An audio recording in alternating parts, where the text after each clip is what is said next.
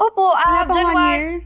January 24, 2024 po kami kinasal Tapos nahuli ko siya January 5. Pero ang instinct ko po nag-start mga October 2024 pa lang. Okay, pag-usapan na natin kasi ito na naman mga information sa mga babae. Nagsimula na ang instinct niya sa relationship October. Yes. Ano ang instinct na una mong naramdaman? Changes in behavior po muna. Una po kasi kay Patrick, wala po kung specific po sa kanya talaga to. Wala po akong sakit ng ulo kay Patrick when it comes to, halimbawa, magpapaalam uminom, magpapaalam mag-rides. Ano na po kasi kami, turning 7 years na kami bago ko nahuli lahat ng to So, kilala ko yung routine niya. So, nung may nag-change doon, before, kapag kasi sinabi niyang 11 p.m., uuwi na ako. 11 p.m. nandyan na yan. Pero, mga around October, rides na siya ng rides, ganyan. Tapos, alis ng hapon, na hindi naman siya nagkaroon. Ano ba, bili ng buko sa labas Bili ka ng buko, abuti ka 2 oras. Buko. Ng hapon. Opo, bilang buko dyan. Tapos kapag... Ang paalang buko.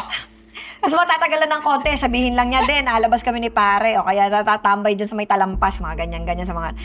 Okay, ako naman po, ever since, hindi po ako mahigpit talaga sa kanya. Okay, sige, gusto mo gawin to? Go. Gusto mo gawin to? Sige. Never ko po siyang binawalan talaga. So yun, sa ganun ko po siya nahuli. Actually, So, change in behavior. yes. Meron po to, nasa ospital kami. This was December 2024. Na ospital po ako, inubo ko 3 sakit sa tiyan. Iniiwanan niya ako sa ospital. Ano ba yun? Nagbabantay ka ng asawa? Iniiwanan mo yung asawa mo sa ospital? Tinatanong mo ba kung ba't siya alis? Hindi daw po siya komportable. Kailangan lang daw niya ng breathe. Kailangan daw po niya huminga saglit kasi nasa-suffocate. Kasi po ano siya Sa hospital? Diagnose po kasi siya ng...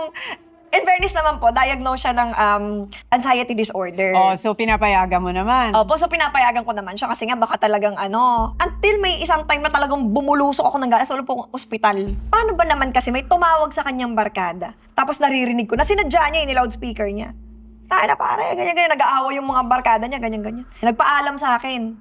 The audacity, bobo talaga. Hinay ko. Pero Okay. sabi po niya, Love, natataranta pa yung itsura. Love, nagkakagulo sila Andre dyan sa may Pearl Diamond, beer house po yon.